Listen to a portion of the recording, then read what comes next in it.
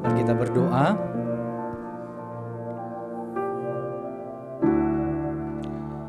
Bapa di sorga, kami bersyukur punya Allah yang setia.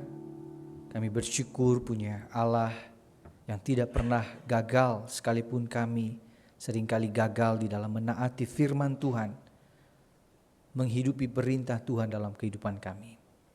Hari ini biarlah firman-Mu berbicara kepada masing-masing dari kami. Firman-Mu menghibur setiap kami yang sedang ada di dalam kelelahan, keletihan secara rohani. Firman-Mu menegur kami yang mungkin hari ini telah salah jalan, telah salah arah. Kami terlalu jauh dari Tuhan. Biarlah firman-Mu kembali menata ulang hidup kami, mengarahkannya sehingga kami hidup sesuai dengan kehendak-Mu. Urapi hamba-Mu yang penuh kekurangan keterbatasan ini. Pakai dengan kuasa-Mu sehingga apa yang dipersiapkan sungguh bisa disampaikan dengan baik dan dimengerti oleh umat-Mu. Dan kami bersama-sama berjuang menghidupinya. Ini doa kami Tuhan. Dalam nama Tuhan Yesus kami berdoa. Amin. Shalom Bapak Ibu Saudara-saudari. Kita bersyukur hari ini kita bersama-sama bisa datang beribadah. Saya tahu menjalani minggu-minggu ini sangat tidak mudah bagi kita semua. Dan sebagian besar mungkin lebih merasakannya. Setiap pagi kita was-was mau berangkat kerja, ini hujan gak ya? Terus udah sampai di jalan, kemacetan luar biasa dalam beberapa minggu ini. Dan bersyukur untuk kesetiaan, kasih setia Tuhan. Sampai hari ini kita masuk di bulan yang baru di tahun 2026 ini, semua karena anugerahnya. Dan hari ini kita akan bersama-sama akan merenungkan kebenaran firman Tuhan Bapak Ibu Saudara. Lanjutan dari khotbah tentang perjalanan Abraham, dan hari ini kita bicara tentang pemeliharaan Tuhan bagi mereka yang gagal. Mari kita buka Kejadian 12 ayat 10 hingga ayat yang ke-20. Kejadian pasal 12 ayat 10 hingga ayat yang ke-20.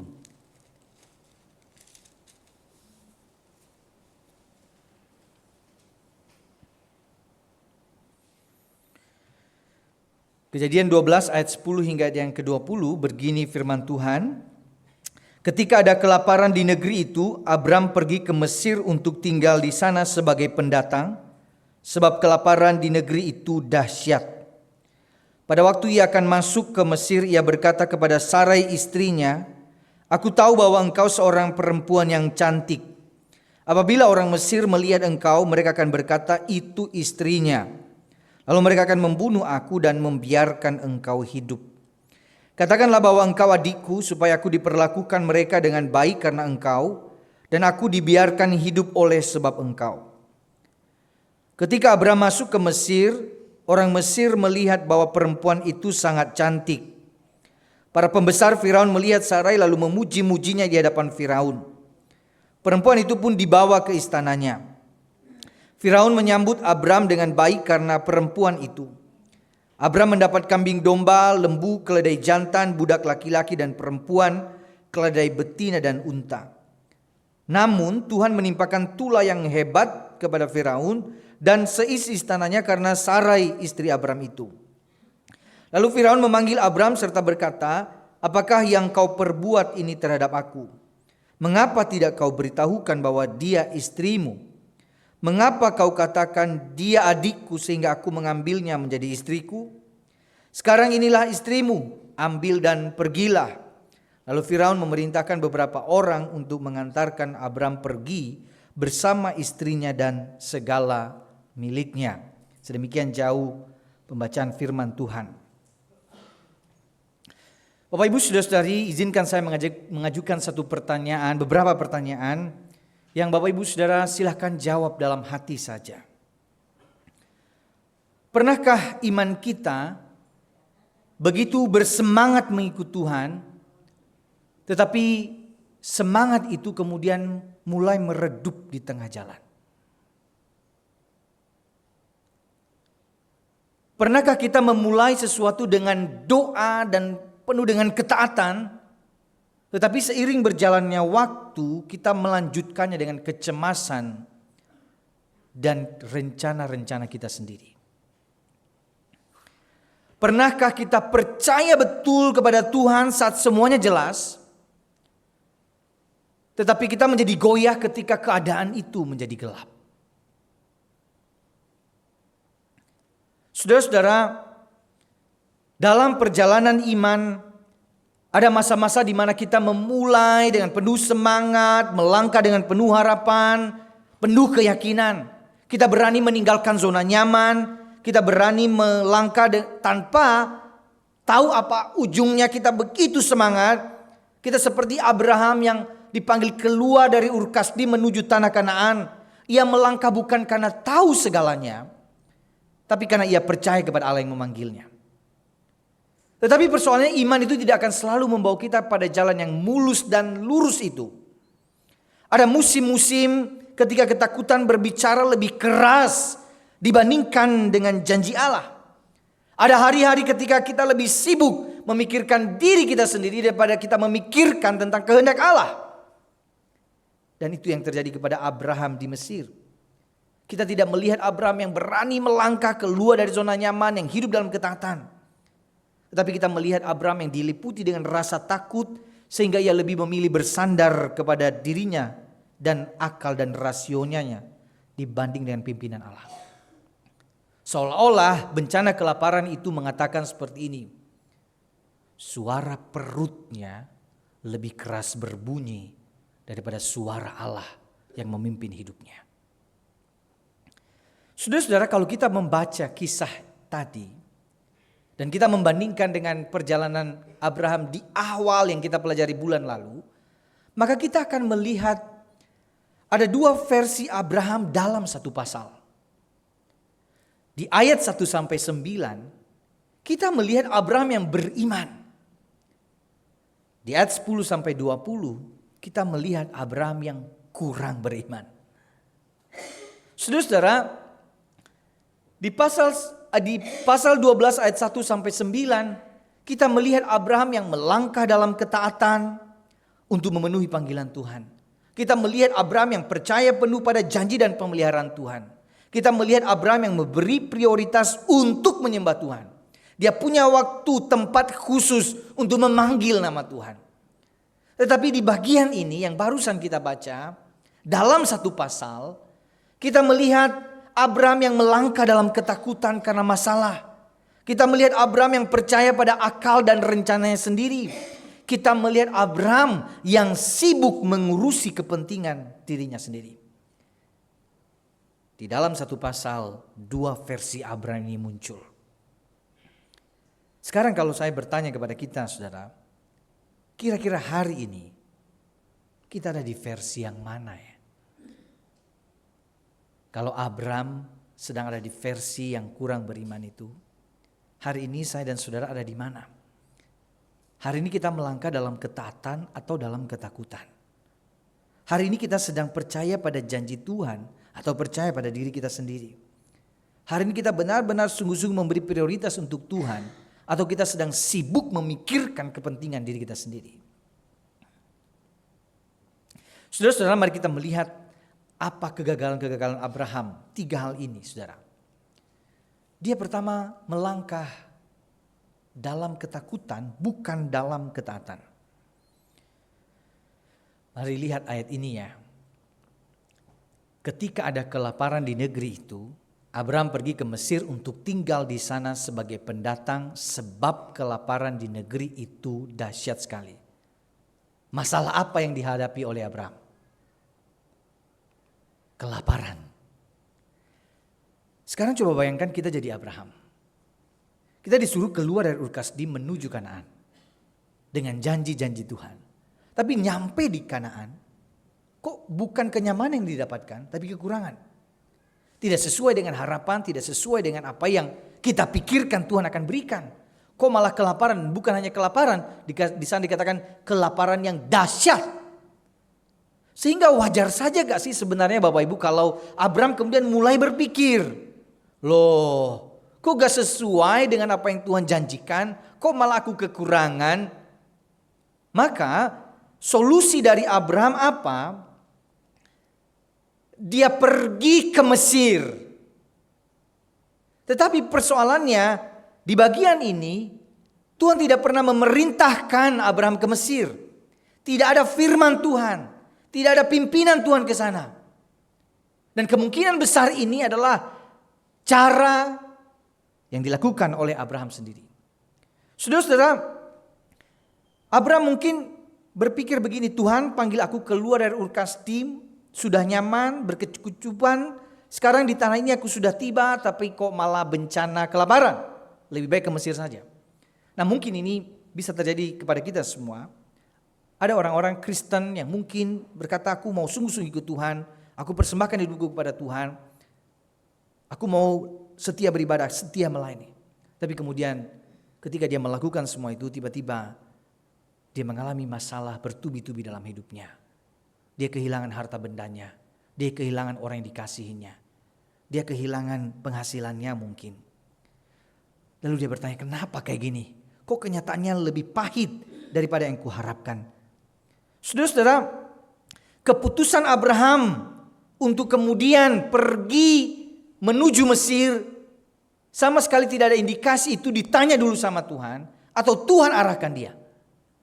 Itu adalah keputusan yang mungkin lebih banyak karena sikap hatinya yang takut pada keadaan yang mengancam dirinya. Lalu yang kedua saudara, dia percaya rencana dirinya sendiri daripada rencana Tuhan. Perhatikan ayat ini ya. Pada waktu ia akan masuk ke Mesir, ia berkata kepada Sarai istrinya, aku tahu bahwa engkau seorang perempuan yang cantik. Tentu saja ini jadi perdebatan ya. Cantik. Usia kurang lebih 65 tahun dianggap cantik. Jadi makanya ini jadi perdebatan, orang-orang liberal mengatakan wah itu sebuah kebohongan. Tapi sudah seorang penafsir mengatakan kalau lihat umurnya meskipun tidak terlalu panjang tapi 100-an lebih dia mati ya. Berarti kurang lebih ya pada zaman itu mungkin usianya seperti usia 40-an. Dan mungkin karena dia belum melahirkan dia jauh lebih cantik ya.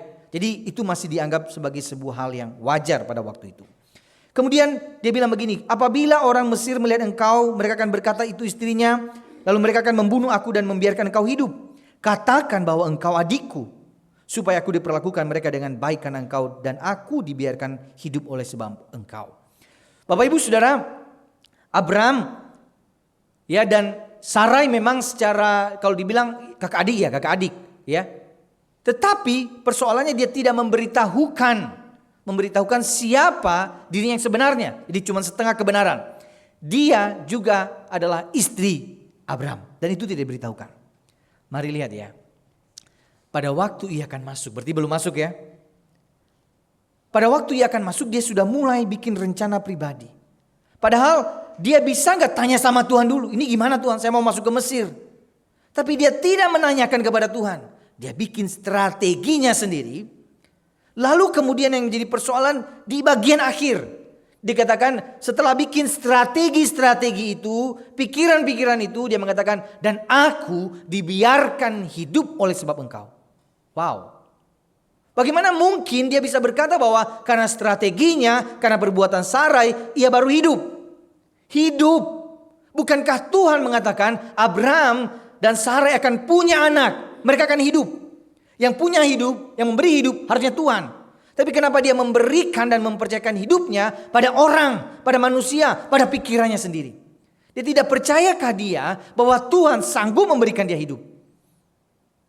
Sanggup menyelamatkan dia dari ancaman yang ada itu. Saudara-saudara, dia tidak percaya pada rencana Tuhan dan dia percaya pada strategi dan rencananya sendiri. Yang ketiga saudara, sibuk memikirkan kepentingan diri sendiri, bukan kepentingan Tuhan. Perhatikan ayat yang ke-16, di sana dikatakan begini. Firaun menyambut Abraham dengan baik karena perempuan itu. Abraham mendapat kambing, domba, lembu, keledai, jantan, budak laki-laki, dan perempuan, keledai betina dan unta. Diberikan kekayaan, tapi pada bagian ini sama sekali Abraham tidak bicara sama sekali. Dia harusnya mulai berpikir, ini kenapa diberikan? Firaun sudah mulai ancang-ancang untuk mengambil Sarai, istrinya itu. Saudara-saudara, tidak ada catatan bahwa Abraham memikirkan kepentingan Allah saat itu ya. Dia nggak tahu bahwa apabila Firaun seandainya betul-betul mengambil Sarai, maka itu dapat mengancam janji Allah atas dirinya. Dan harusnya dia bisa jujur dan mengatakan kebenarannya. Dan ia memberitahukan bahwa Sarai adalah istrinya dan Tuhan berjanji kepada Abraham dan Sarai bahwa mereka akan mendapatkan keturunan dan menjadi berkat. Mereka jadi alat Tuhan. Tapi itu tidak ada dalam dirinya, dalam hatinya saat itu. Karena ketakutan sudah meliputi hati, pikirannya. Sehingga dia diam, tampaknya diam. Tapi sebenarnya dia egois. Sekarang bapak-bapak, ibu-ibu ya, bapak ibu. Saya mau tanya, kalau ibu-ibu jadi istri Abraham, dikasih ke Firaun, terus kan digantiin sama kambing sama domba. Hati ibu-ibu gimana? Yes, akhirnya saya terbebas dari si Abraham. Apakah itu cinta? Saya pikir sebagai seorang wanita akan berkata, apa-apaan kamu Bram? Kamu mau mencelakakan aku? Itu tidak mudah, tapi Abraham seolah-olah dia tidak memikirkan apa yang terjadi kepada istrinya. Dan dia hanya memikirkan keselamatan dirinya sendiri. Saudara-saudara, sampai di sini saya mau ajak kita baca kesimpulan ini terlebih dahulu. 1, 2, 3. Jika keputusan-keputusan kita digerakkan oleh ketakutan, bukan ketaatan pada firman Tuhan, didasarkan pada rencana pribadi, bukan kehendak Tuhan, dan ditujukan untuk diri sendiri, bukan untuk kemuliaan Tuhan, maka dapat dipastikan hasil akhirnya adalah kekacauan. Itu sudah dibuktikan oleh Abraham. Karena segala hal yang sudah dia mulai bukan dari ketaatan pada firman, bukan pada kehendak Allah, bukan untuk kemuliaan Allah, ujungnya kacau loh. Siapa yang bisa melawan Firaun? Tidak ada. Ini sudah strategi begini-begini. Ternyata Firaun punya pikiran yang lain. Dan ini sesuatu yang dia tidak bisa bereskan sebagai manusia pada waktu itu. Saudara-saudara, walaupun solusinya ada sesaat terbebas dari kelaparan, tetapi Abraham membawa kekacauan bagi dirinya sendiri. Pertama, ia membawa istrinya dalam bahaya. Kemudian ia mengorbankan integritasnya dengan berbohong. Dan kemudian ia hampir kehilangan nyawanya. Lalu ia dipermalukan oleh orang kafir. Ini juga sangat memalukan sekali. Bagaimana Abraham yang kenal Tuhan, lalu kemudian Firaun yang tidak kenal Tuhan memberitahukan kepada dia apa itu moralitas, kejujuran. Malu ya. Kita yang kenal Tuhan, melayani, ikut Tuhan. Lalu orang di luar sana melihat kita, hei, katanya kamu punya Tuhan. Kok bohong? Kok ngomong jorok? Kok ngomong kotor? Malu gak? Malu harusnya saudara. Karena kok standar moralitas mereka lebih tinggi dari kita. Dan Abraham yang kenal Tuhan, dipanggil Tuhan. Tapi dipermalukan oleh Firaun yang sama sekali tidak kenal Tuhan. Lalu yang kelima saudara, ia meninggalkan warisan masalah pada akhirnya. Saya lebih setuju pada penafsiran ini. Hagar kemungkinan besar didapatkan ketika dia di Mesir. Dan saudara tahu apa yang terjadi dengan Hagar? Hagar menjadi masalah bukan di dalam keluarga Abraham kemudian hari. Jadi kita pikir kalau jalan pintas solusinya aman sementara. Tapi kalau dilakukan ini, ingat masalah kemudian akan mungkin hanya sedikit sekarang. Tapi nanti masalah itu akan mencuat, muncul. Karena memang itu sesuatu yang keliru.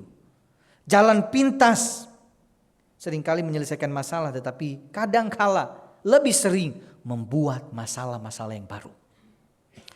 Saudara-saudara, tetapi sejauh apapun kesalahannya, kalau kita melihat kisah ini, sejauh apapun mungkin Abraham gagal, dan kita akan melihat ya banyak kegagalan-kegagalan Abraham nanti. Tetapi satu hal, satu-satunya supaya kita hidup sesuai dengan kehendak Tuhan adalah balik lagi ke jalannya. Kembali. Jadi waktu kita salah jalan, jangan diteruskan. Kembali, dan itu yang Tuhan mau, kembali. Ada satu keluarga Bapak Ibu. Mereka pergi ke satu kota liburan, mereka naik mobil. Ada suami sedang mengemudi bersama dengan istri yang sibuk melihat peta Google Maps untuk menuju lokasi mereka berlibur. bersama dengan anak-anak di belakang, mereka tertawa, hangat menikmati suasana liburan. Lalu kemudian ketika mereka terus berjalan, kemudian waktu mereka berbelok, kemudian di situ ada satu papan besar yang tertulis, jalan ditutup, dilarang masuk. Lalu kemudian sang istri bilang ke suaminya, "Pah, kita cari jalan lain aja. Jalan ditutup, dilarang masuk." Tetapi sang suami melihat, wah ini kalau cari jalan lain, nanti lebih lama. Mending tetap cari jalan ini, ikut jalan ini. Gak apa-apa, pasti sampai. Lalu kemudian dia belok dengan penuh keyakinan.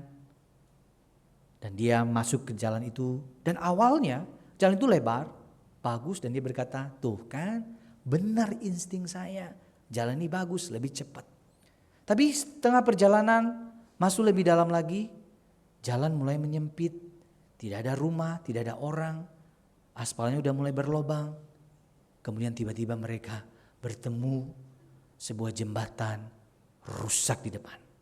Bukan cuma sekedar rusak, jembatan itu tidak bisa dilewati. Waktu itu kemudian di dalam keheningan, di dalam mobil, akhirnya dengan rasa malu, dia akhirnya memilih untuk putar balik, kembali ke jalan yang sebelumnya. Dan ketika mereka kembali, ternyata di papan besar itu, di baliknya ada satu tulisan, "Welcome back, stupid." Selamat datang kembali orang bodoh. Jadi ternyata mungkin terlalu banyak orang yang bodoh seperti itu. Udah dilarang oleh papan, udah dikasih tahu oleh istri, kita masih keras kepala. Saudara-saudara, kita sering kali seperti ini. Sudah ada larangan, sudah ada perintah dari Tuhan, jelas Tuhan kasih peringatan lewat firman, orang terdekat, lewat suara hati. Tapi kita seperti sebuah lagu. Keras kepalaku sama denganmu. Kita keras kepala pengen lakukan sesuai dengan kehendak kita. Dan kita pikir ini cara yang terbaik. Merasa sok pintar, sok benar. Dan tidak ada kerendahan hati mengikuti arahan dan pimpinan Tuhan. Saudara, kadang-kadang dalam perjalanan hidup kita, pada akhirnya Tuhan akan biarkan kok. Mau coba, silahkan. Sampai nanti akhirnya ketemu jalan buntu. Balik juga kan. Nah pas balik yang bedanya apa? Waktu kita balik ada satu tulisan besar berkata, "Selamat datang kembali anakku." Bukan "welcome back stupid." No. Tuhan gak akan bilang, "Selamat datang, hei orang-orang bodoh." Bukan. Tapi dia akan selalu merangkul kita dan mengatakan, "Selamat datang anakku. Ini jalannya, aku merindukan kalian. Aku menunggu kepulangan kalian. Aku ingin kalian balik lagi kepadaku." Saudara-saudara, kalau kita melanjutkan kisah Abraham, maka kisah ini tidak berhenti di kekacauan yang Abraham buat. Sebab kalau ini berhenti di ayat 16, maka kesimpulannya tentang Abraham apa? Bapa Abraham adalah bapa orang gagal. Bapa Abraham adalah bapa orang keras kepala. Bapa Abraham adalah suami tidak setia. Tetapi yang perlu kita syukuri, inti kisah ini sebenarnya bukan pada Abraham yang gagal. Dan ini akan diulang terus ya waktu kita belajar Abraham. Tetapi kisah tentang Tuhan. Puncak dari kisah ini adalah di ayat 17 ketika Tuhan intervensi semua kekecauan itu. Ini gak bisa ngapa-ngapain lagi, bingung harus mau ngapain. Tuhan menimpakan tulah kepada Firaun dan seisi istana. Sehingga itulah yang menyebabkan Firaun kemudian membebaskan, melepaskan, mengusir Abraham, Sarai dan segala apa yang mereka miliki untuk keluar dari Mesir. Dan itu intervensi Tuhan, itu bentuk pemeliharaan Tuhan. Bapak Ibu saudara-saudari, di awal kita sudah melihat Abraham dengan dua versi. Ada versi yang beriman, ada versi yang kurang beriman. Tetapi dalam satu pasal ini kita cuma melihat satu Allah, satu versi saja. Tuhan yang sama, Tuhan yang setia, Tuhan yang tidak berubah, Tuhan yang memanggil Abraham dan berjanji akan memberkatinya adalah Tuhan yang sama, memegang janjinya dan tetap memberkati Abraham. Tuhannya sama, orang yang bisa berubah-berubah, tapi Tuhannya tidak berubah. Maka di dalam kegagalan manusia, Tuhan menyatakan tiga hal ini tentang siapa dirinya. Yang pertama, baca sama-sama Bapak Ibu, 1, 2, 3. Tuhan tetap setia pada janjinya sekalipun kita sering tidak setia kepadanya. Abraham berubah, tapi Tuhan tidak pernah berubah. Ketika hal itu terjadi, Tuhan gak berkata, ya gagal, rencana batal. Enggak saudara. Tetapi sekalipun gagal, Tuhan tetap melanjutkan menggenapi janjinya karena dia memang yang memegang janjinya. Dia berjanji, dia setia menggenapinya dan dia yang melakukannya. Maka saudara, di dalam perjalanan beriman kita, termasuk di dalam pelayanan-pelayanan kita kerjakan, harus selalu pegang ini. Tuhan yang setia, bukan saya, bukan karena kehebatan saya. Maka saya selalu mengingatkan diri saya, Tuhan jaga hati ini dalam pelayanan saya. Saya selalu ingatkan bahwa dalam pelayanan gereja, di dalam gereja, bahwa tanpa saya, gereja tetap berjalan, pelayan tetap berjalan. Pelayan berjalan, pelayan berkembang, bukan karena saya, tapi karena Tuhan. Tanpa saya, Tuhan bisa mengerjakan pekerjaan-pekerjaannya. Tapi kalau saya diajak mengambil bagian di dalam pelayanannya, itu murni anugerahnya. Jadi saya percaya kalau hari ini Tuhan kasih kesempatan buat saya melayani Tuhan karena anugerah. Tapi tanpa saya pun Tuhan tetap mengerjakan pekerjaan-pekerjaannya dengan cara-caranya yang ajaib, lebih baik. Dan kita bisa melihat bahwa Tuhan sudah melakukannya dari zaman ke zaman. Jadi waktu Tuhan percayakan kepada kita pelayanan, ya jangan pernah menjadi sombong dan mengatakan kalau tidak ada saya, tidak mungkin akan berjalan gereja ini, pelayanan ini. Sama sekali. Itu adalah kesombongan dan Tuhan tidak suka. Karena Tuhan yang setia menopang, yang menggenapi janjinya, dia sendiri yang memikirkan, mendorong. Kalau kita tidak mau dipakai, Tuhan bisa pakai orang lain. Dan oleh karena itu selalu saudara-saudara ingatkan diri kita, semua karena kesetiaan Tuhan. Tuhan yang setia. Maka saya mengutip 2 Timotius ini. Ini kata-kata yang bagus sekali. Benarlah perkataan ini. Jika kita mati dengan dia, kita pun akan hidup dengan dia. Jika kita sabar, kita pun akan ikut memerintah dengan dia. Jika kita menyangkal dia, dia pun akan menyangkal kita. Jika kita tidak setia, dia tetap setia. Karena dia tidak dapat menyangkal dirinya. Apa artinya? Tuhan setia pada dirinya sendiri. Dia tidak bisa tidak setia. Dia harus setia karena dia adalah Allah yang setia. Sehingga ini penghiburan. Sekalipun mungkin dalam waktu-waktu saya berjalan, beriman, mengikuti dia aku tidak setia. Tapi aku bersyukur aku punya Tuhan yang setia. Dan itu menghibur, menguatkan kita dalam perjalanan beriman kita. Yang kedua, silakan baca 1, 2, 3. Tuhan tetap sabar mendidik kita sekalipun kita berulang kali gagal menaatinya. Saudara-saudara, Abraham sudah ketemu Tuhan, alami perjumpaan dengan Tuhan. Tetapi kok bisa dia begitu ragu dengan Tuhan? Tetapi di sini sebenarnya proses Tuhan mendidik, bukan? Karena Tuhan tahu ini kan masih awal perjalanan, ini masih banyak ya pasalnya nih. Dan Tuhan tahu Abraham itu belum terlalu kenal Tuhan. Dan dia mesti melewati fase-fase dan proses ini. Pengenalannya pada Tuhan masih sangat minim. Sehingga Allah sabar mendidik, menguji Abraham. Sehingga di akhir hidupnya, sampai hari ini kita bisa ngomong Abraham bapak orang beriman. Karena Tuhan menolong dia melewati berbagai proses-proses ujian dalam hidupnya.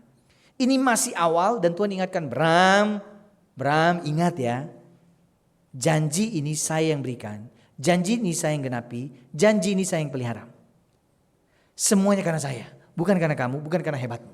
Semua karena saya. Sehingga kamu setia terus bertopang pada anugerah Tuhan.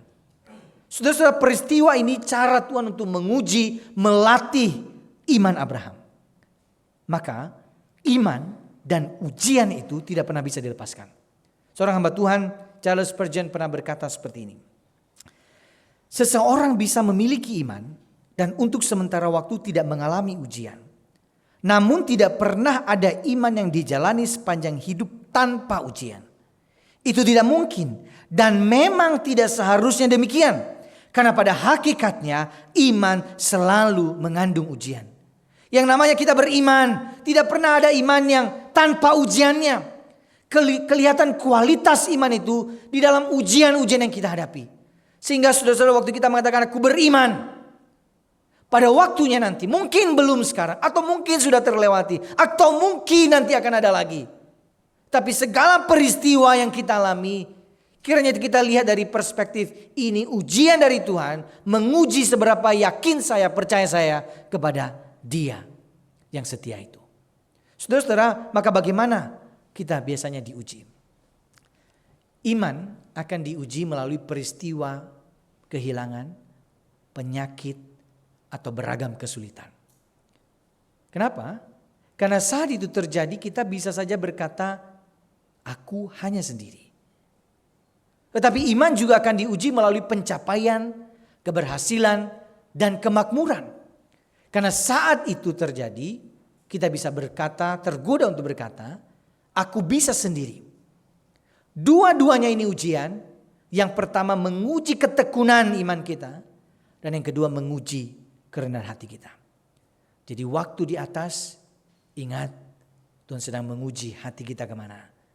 Waktu pun di bawah, Tuhan juga sedang menguji seberapa percaya dan tekun kita untuk percaya dan mencari Tuhan dalam hidup kita.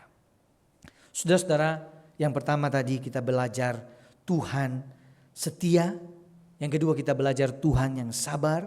Dan yang ketiga saudara-saudara, kita belajar Tuhan tetap menolong kita sekalipun masalahnya disebabkan oleh kebodohan kita sendiri. Siapa yang tidak gentar kepada Firaun? Tapi masalah ini kan kebodohan disebabkan oleh Abraham sendiri. Tetapi walaupun Firaun tampaknya dalam masalah yang besar, Tuhan mau bilang begini, sebesar apapun masalah di depanmu, aku sanggup menolongmu. Sekalipun itu masalah disebabkan oleh kebodohanmu, aku sanggup membereskannya, Abraham.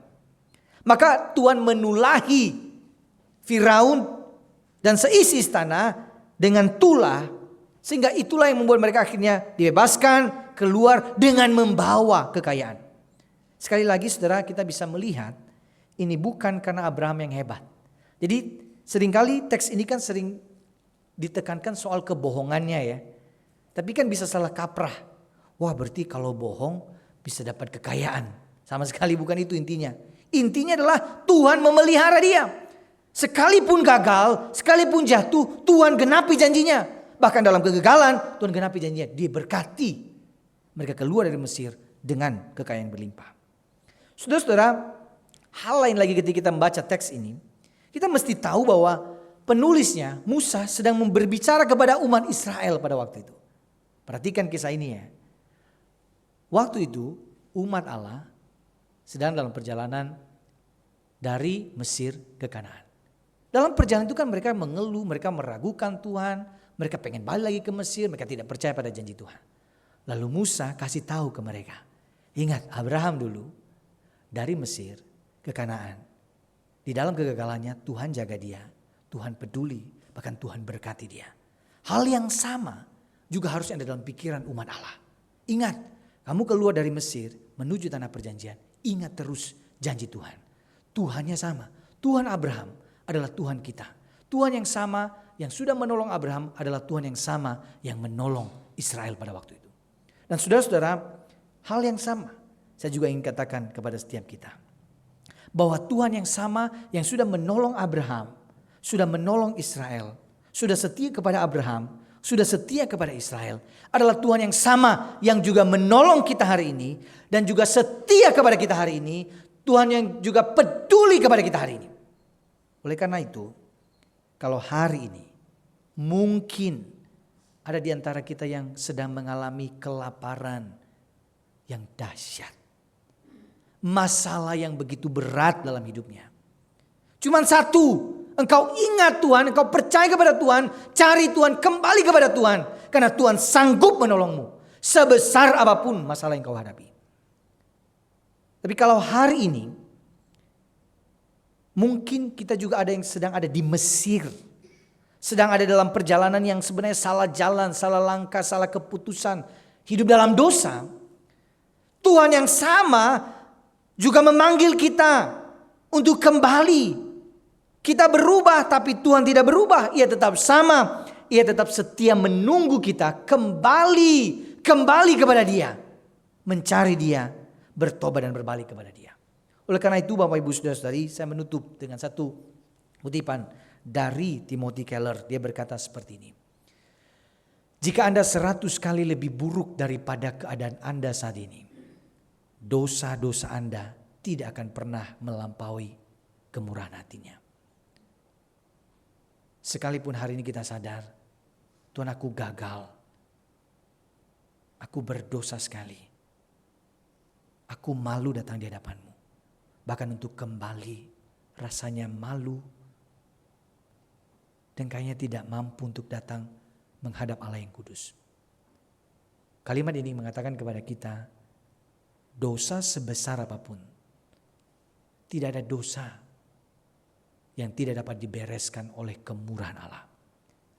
Tidak ada dosa yang tidak bisa disucikan oleh darah Kristus yang kudus itu. Oleh karena itu saudara-saudara, hari ini di dalam segala kegagalan, kejatuhan, kesalahan kita, mari kita terus memandang kepada Kristus.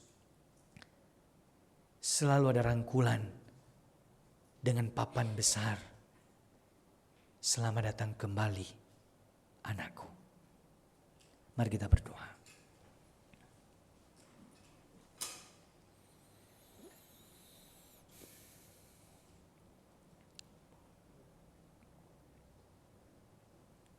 Bapa di sorga, terima kasih firman-Mu telah diberitakan kepada kami.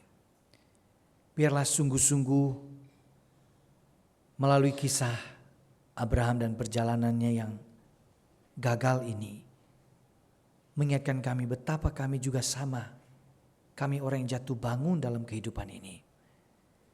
Tapi kami bersyukur kami punya Allah yang setia, Allah yang sabar, dan Allah yang peduli dan menolong kami dalam segala pergumulan-pergumulan kami.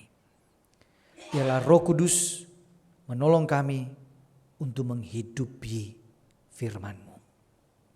Di dalam nama Tuhan Yesus Kristus kami berdoa. Amin.